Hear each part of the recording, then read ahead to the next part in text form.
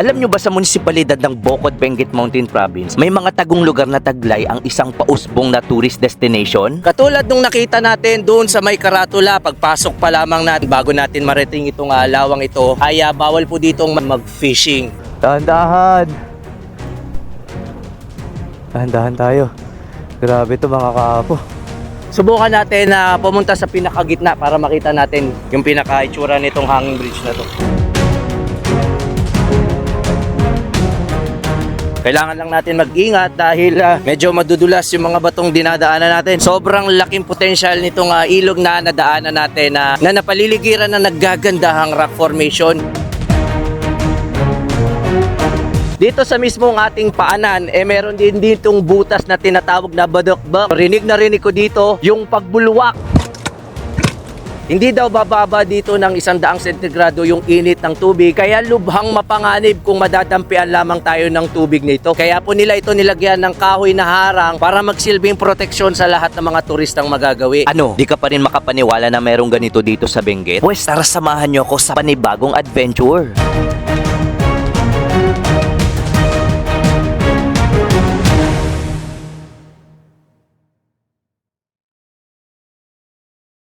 Nagkaroon po tayo ng aberya sa ating motor habang umaandar po yung ating motorsiklo na ADB 150 ay bigla na lang po itong huminto at ayaw nang umandar. Buti na lang at nirescue po tayo. At para matuloy lang ang ating adventure dito sa lalawigan ng Benguet, nagrent po tayo ng ADB din sa halagang 800 pesos kada isang araw. Magmumotor tayo ng 45 minutes papunta sa ating first destination. So iikot tayo dito sa mismong rotonda, tapos doon tayo dadaan sa mismong Ambuklaw Road.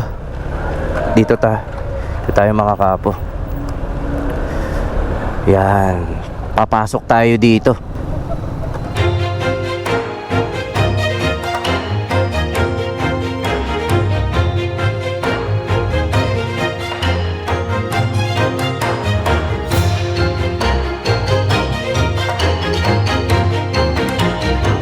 Itong Ambuklaw Road ay pwede nyo ring madaanan kung pupunta kayo dun sa may Nueva Vizcaya. Itong Ambuklaw Road na dinadaanan natin ngayon ay isa sa may tuturing na Artillery Road na pwedeng mag-ugnay sa lalawigan ng Nueva Vizcaya dun sa may Aritao kung pupunta kayo dito sa Baguio City. Ayan mga kapo, grabe yung mga tarik dito. Ang lamig ng klima ngayon kahit alauna pa lang ng hapon.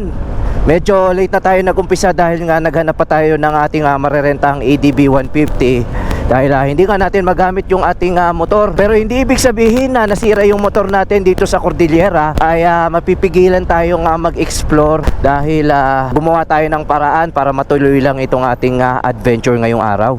Tignan nyo tong kurbadang to. Oh, ay grabe.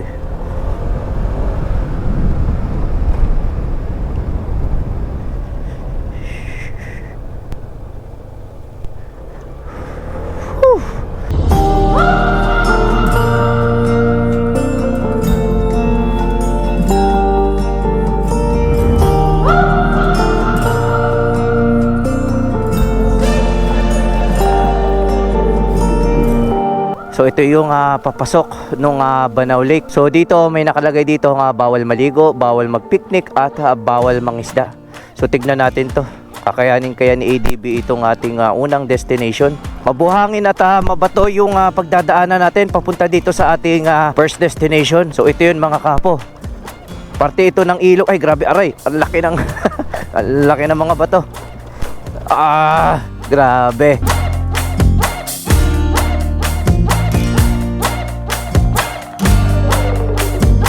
Itong ilog na nakikita natin ay tinatawag nila ditong Agno River. Tapos dun sa may unahan, dun na natin makikita yung ating first destination. Ito lang yung ating pagdadaanan dito. Medyo mabato lang at mabuhangin pero kaya naman ng maliliit na motorsiklo. Kailangan nyo lang magdahan-dahan dahil pwede kayong makasagasa ng mga malalaking bato na pwede nyo ikatumba. Ayan. Grabe mga kapo. Dito pa lang nakikita ko na kulay asul na yung tubig dito. Napakalinaw at napakaganda ng tanawin dahil may mga bundok at ilog dito sa mismong pupuntahan natin.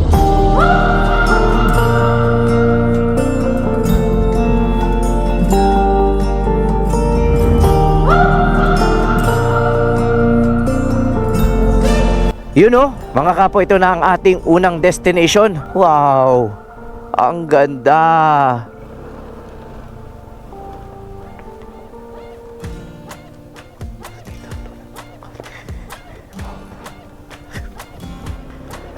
So pagkarating ng halos sa 30 minuto mula doon sa ating tinuluyan doon sa may Baguio City ay narating na natin ang ating unang destination. Mga kapo, ito na yung tinatawag nilang Banao Lake.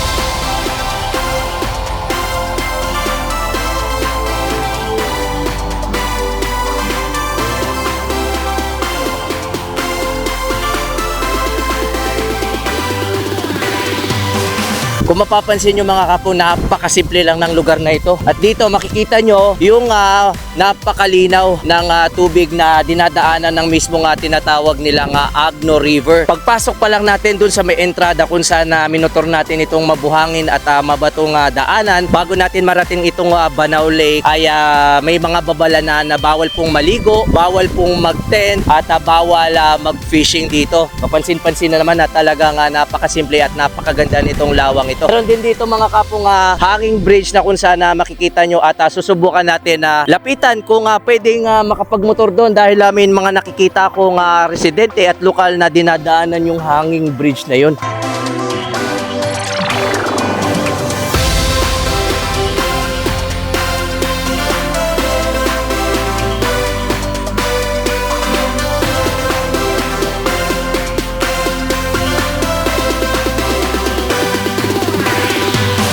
Kung papansin nyo, nasa paligid natin ay napakaraming mga naglalakihang bato na kinukumpul-kumpul dito at hinahakot ng mga excavator. Tapos dinadala dun sa may construction site na kung saan itong batong nakapaligid sa atin ay ginagamit sa pagsasaayos ng mga kalsadahan para mas tumibay at para mas maging safe yung mga motoristang madadaan dito sa mismong Ambuklaw Road.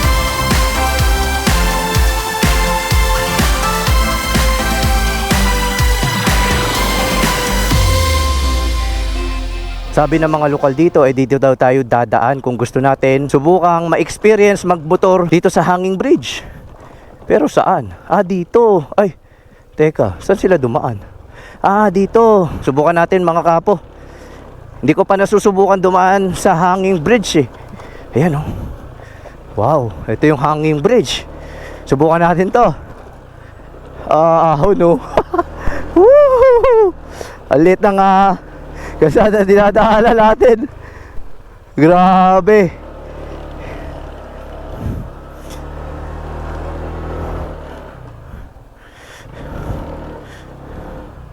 Tignan nyo. Ito na mismo yung hanging bridge na dadaanan natin. Wow.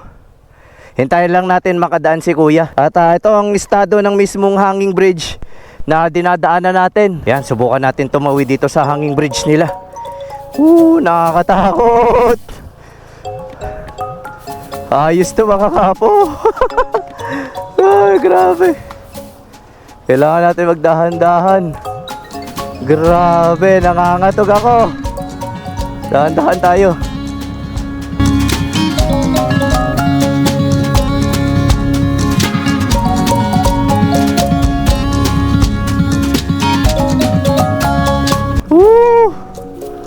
Dahan-dahan. Dahan-dahan tayo. Grabe to mga kapo. TDB. Grabe. Natatakot ako. Grabe. Hanging bridge na pwede makatawid yung motor.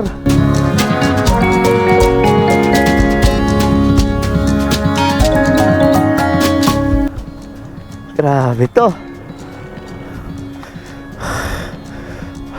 Akalain nyo yun mga kapo.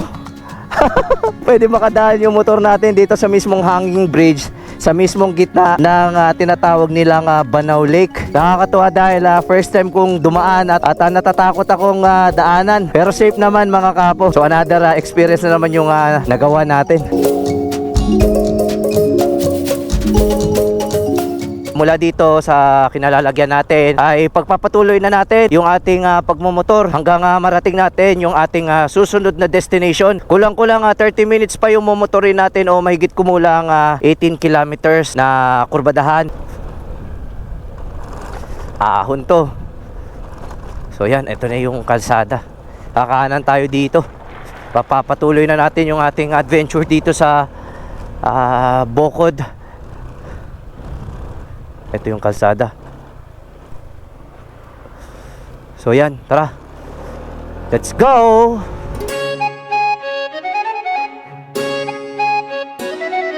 Tignan nyo dito, may parte ng bundok dito na nilalagyan nila ng mga tinatawag nilang wire mesh. Patuloy ang kanilang pagtatrabaho para maging ligtas yung mga biyaherong dadaan sa kalsadang dinadaanan natin. Ang dami dito mga kagamitan na tumutulong sa kanila upang maisaayos at magawa nila ng maayos ang kanilang trabaho. Ito yung malapit dito mga kaapo.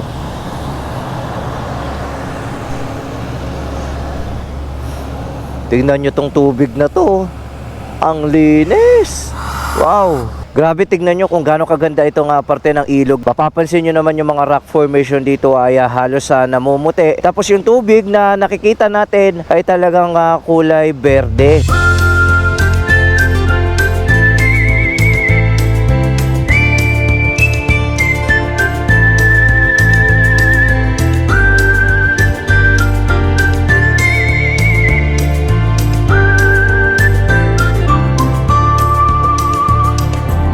Dahil nagandahan tayo kung saan nakita natin itong napakaganda at napakalinaw na kulay ng tubig dito sa may parte ng kalsada ng Ambuklaw na dinadaanan natin. At isama na din natin itong mga nakapaligid sa ating kulay puting mga rock formation. Bumaba tayo mula dun sa may itaas para makita na mas malapitan itong napakalinaw na tubig na ito. Subukan natin akyatin dito para masilip natin yung mas magandang kabuuan itong mga rock formation dito. Kailangan lang natin mag-ingat dahil medyo madudulas yung mga batong dinadaanan natin. Ganda ng dito mga kaapo. Bakit tayo ng konti? Buti na lang at maganda yung panahon dito, pero ito yung nakikita natin mga kaapo. Wow! Ang ganda! Apakalinis!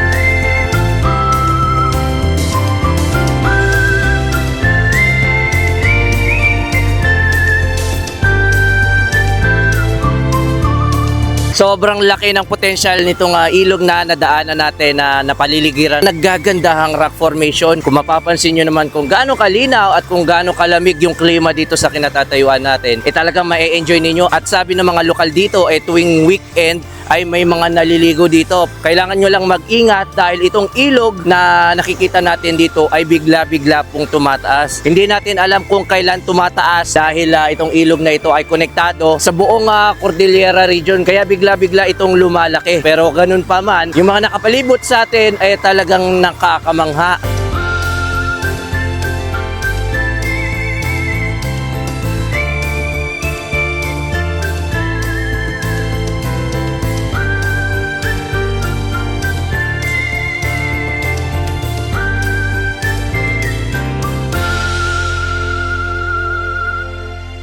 Ito na pala yun.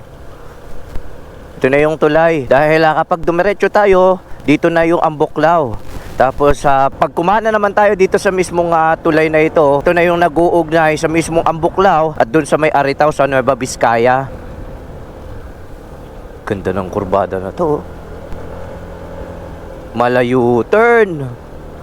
Ahon, ADB!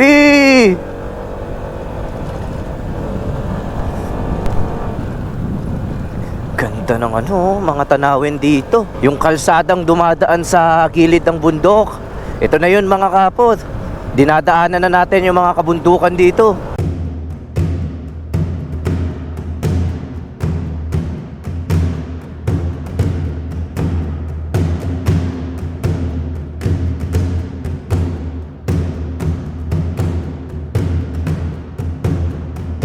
Puro ahon na to at talagang matitindi na yung mga kurbadahan. Dumadaan tayo ngayon mga kapo sa gilid ng bundok. Itong dinadaanan po natin ngayon ay tinatawag na Benguet Aritaw Road. So nag-uugnay ito sa dalawang probinsya, doon sa may Nueva Vizcaya at papunta doon sa may Benguet Mountain Province. Malapit na tayo mga kapo sa ating susunod na destination. Parang mga 2 years ko rin tong hindi nabisita. Na-excite ako dahil nung mga huling pagbisita ko dito ay hindi pa tayo masyadong nagbablog. Pero ngayon, papakita ko ulit sa inyo yung hanging bridge dito sa may Bukod, Benguet. Andito na tayo sa may Bangaw. Ito na yung sitio kung saan natin makikita yung sinasabi kong hanging bridge. Ito na mga kapo. Dito tayo gigilid. Dito tayo sa may gilid ng Bangaw Elementary School. Dito sa gilid ay may hagdanan, tapos susubukan natin kung ano yung pinagbago ng mismong hanging bridge na to pagkatapos ng halos 2 taon. So tara, let's go mga kapo. So muli nating bibisitahin itong hanging bridge na ito dito sa may Bangaw, Bokod, Benguet. Akit lang tayo ng mga ilang sandali. Ito na yun mga kapo. Ayan o. Itong hanging bridge na dinadaanan natin ay talagang kung mapapansin nyo, medyo may kalumaan na.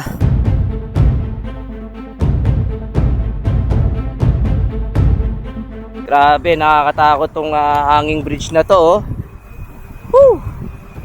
Kailangan natin magdahan-dahan. So bali itong hanging bridge na dinadaanan natin ay nagsisilbing daanan ng mga tubig na magmumula dito sa pinakabarangay papunta doon sa may itaas ng bundok. Subukan natin na pumunta sa pinakagitna. Nakakatakot lang mga kapo. Kailangan natin magdahan-dahan at tignan yung mga bawat lakad natin. Purong bakal itong hanging bridge na dinadaanan natin. At ayan, nakakatakot. Grabe to. Ayan, nasa halos gitna na tayo. Susubukan natin maglakad hanggang doon sa may pinakagitna. Tara, tingnan natin to. Yun o. Ay, grabe. At kung mapapansin nyo naman, nasa paligid natin yung napakagandang ilog na to. Ito na mismo yung hanging bridge na hinahanap-hanap natin. Hindi man ito yung typical na lugar na pang turista, pero hindi ko to pinuntahan para lang sa wala. Sa dulo kasi nito may bakas akong iniwan na 2 taon na ang nakakaraan. Kaya binalikan ko lang kung andun pa rin ba, at nakakatuwa lang kasi andun pa rin talaga.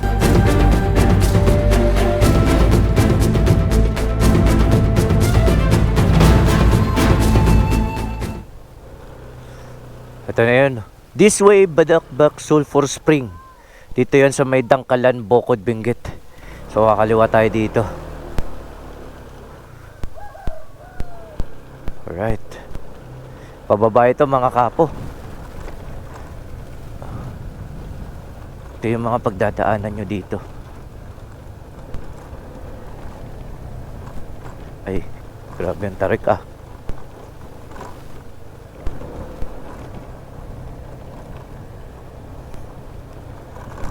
Dapat kondisyon yung mga motor nyo dito, lalong lalo na meron po kayong preno dahil bulusok po ito pababa. Ito na. Saan kaya yun? Welcome to Bangkilay, Sitio Embasay. Saan kaya yun? Diretso lang tayo.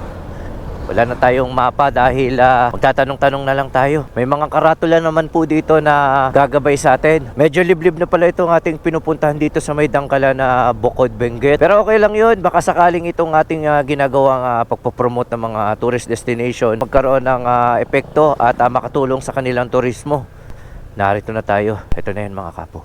Welcome, Badakbak Sulphur Spring.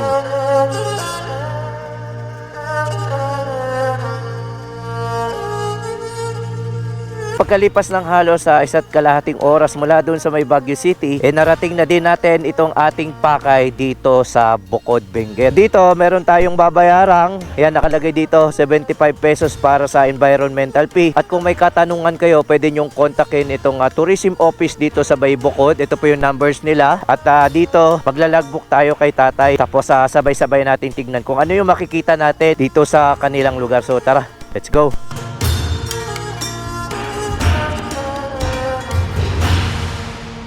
Dito pa lang sa mismong entrada papasok ng Badakbak Sulphur Spring, mapapansin nyo na dito yung hugis pusong kahoy na pinorma nila bilang papicturan. At dito matatanaw ninyo yung mga lalakaran natin. Dito naman din sa ating harapan makikita natin yung mga umuusok-usok. Ano bang ginagawa dito sa lugar ninyo? Pwedeng magloto sa itlog, saka yung skin, pwedeng panggamot sa yung nung balakuba, pwede kang maligo. Yung putik nilalagay sa buhok? Dito. Dito. Sa yung skin, yung kwan. Tapos yung sa ulo, ano yung nilalagay? Yung tubig? Yung tubig niya. Ah, Yun o. may paliguan. Oh, may dito. yun o. May Ilang taon na po kayo dito, Tay? 30 years. 30 years na po kayo dito. Sa, ano, Ito yung bahay po ninyo. Ayan si Tatay Moller pala halos 30 years nang naninirahan dito sa Barangay Dangkalan dito sa may Bocod, Benguet. Ayan, may mga papicturan dito katulad nito.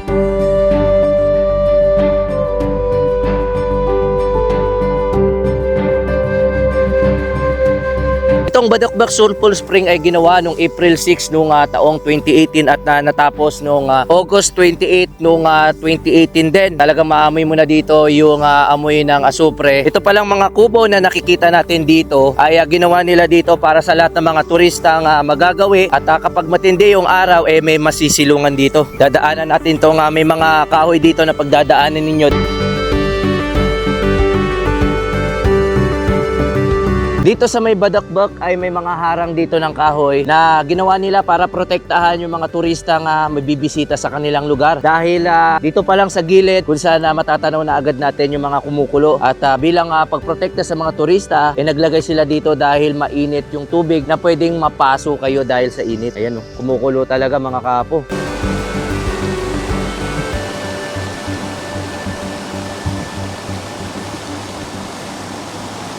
At dahil maraming mga kumukulong parte dito sa mismong Badakbak ay binigyan tayo ng itlog ni Tatay Moller. At dito nakalagay ito sa plastic na may nakalagay na tubig. Tapos dito sa mismong likuran natin ay susubukan nating lutuin sa mismong kumukulong putik.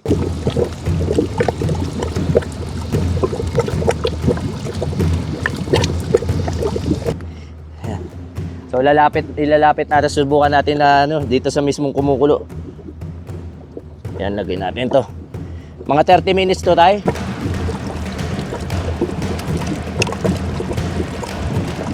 Tay, kahit sa init na kumukulong putik na yan, hindi nalulusaw yung plastic. hindi. Pero naluluto yung itlog. Oo. Kasi itong mismong putik na nakikita ninyo na kumukulo ay mainit po yan. Tapos yung itlog na nilagay natin ay nasa plastic lang na nilagyan ng tubig. Dito sa ating likuran mga kapo, ayan nakikita nyo yung mga kumukulong tubig na kung saan may mga harang din ng kahoy. Hindi po tayo pwedeng lumapit dahil lubhang mainit po itong mga tubig na kumukulo. Kung makikita nyo, ito po. Dito sa mismong gitna ng tulay na ito, meron din tayo ditong makikita butas na tinatawag na Badakbak. Kung saan hinango yung pangalan ng lugar na ito, kaya tinatawag na rin itong Badakbak Sulphur Spring. Dahil ang Badakbak ay isang salitang Ibaloy na ibig sabihin ay kumukulo o bumubulwak.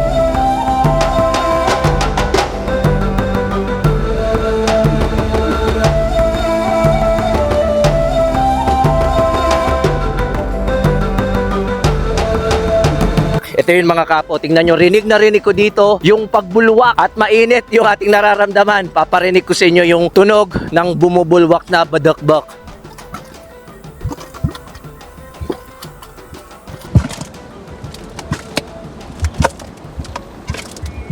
Hindi daw bumababa ng 100 sentigrado yung tubig na makikita natin dito sa may Badakbak. Grabe mga kapo. Kitang-kita ko yung grabing pagkulo ng tubig. Kaya lubhang mapanganib kung madadampian lamang tayo ng tubig nito. Marami na daw taong nabanlian ng tubig dito na siyang nag-ugat ng matitinding pinsala katulad ng 2nd degree burn at 1st degree burn.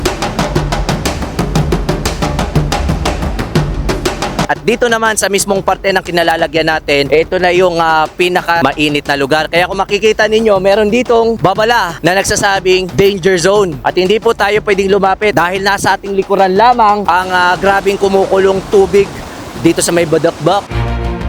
Hindi pa dyan nagtatapos ang magandang kwento dito sa Badakbak. Alam nyo ba, meron ditong mala swimming pool na kung saan nakakagamot daw ito ng maraming sakit.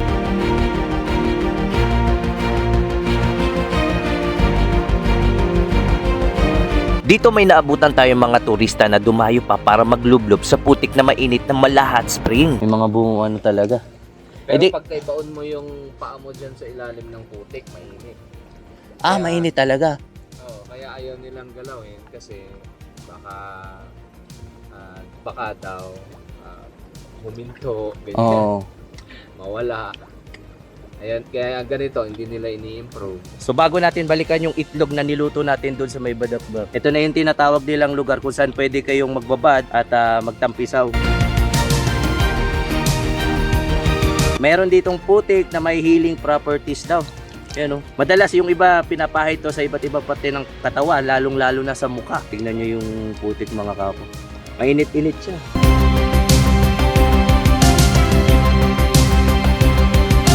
Pagkatapos natin lutuin ng 30 minuto itong itlog dun sa may kumukulong putik, titikman na natin to mga kapo. Nakakapagtaka dahil mainit yung putik pero hindi man lang nalulusaw yung plastic na pinaglagyan ng binili nating itlog. Tignan natin to. So dahil luto na siya, yan oh. Meron ding mga putik pang nandito sa loob ng plastic. Subukan natin balatan. Uy, naluto nga. Naluto nga yung itlog oh. Kung natatandaan nyo nung pumunta tayo sa may Manito Albay, ay may kumukulong tubig doon na tinatawag nilang mud pool. Dito sa may bukod, may tinatawag naman sila ditong badakbak na kumukulong putik talaga. Tikman na natin kung may pagkakaiba ba doon sa may nilutong kumukulong tubig at dito sa may kumukulong putik. Yan oh. Naluto nga oh. Wala namang amoy. Tulad din dun sa may Manito, wala din pagkakaiba. Kung ano yung luto nyo ng itlog, pag pinakuluan nyo dun sa may kalan, ganito din yung lasa. Walang pinagkaiba mga kapo. Sarap! Kung gaano man kalamig sa klima ng Benguet Mountain Province, sagana naman ito sa mga nagiinit na lugar na talagang mapapawaw ka. At sana, ang pagtangkilik natin sa yamang ito ng ating kalikasan, maging sing-init din kung paano natin ito alagaan at protektahan. At mula dito sa Badakbak Sulphur Spring na matatagpuan dito sa may Bocod, Benguet Mountain Province, nais kong iparating sa inyo mga kapunan, napakaganda ng Pilipinas at isa lamang ang Bocod Benguet sa dapat nyong makita ng personal. At sa pamamagitan ng ating pagmumotorsiklo ay sisikapin natin libutin at ipakita yung mga naggagandahang tourist destination. Dahil Pilipinas muna, bago ibang bansa! Woo!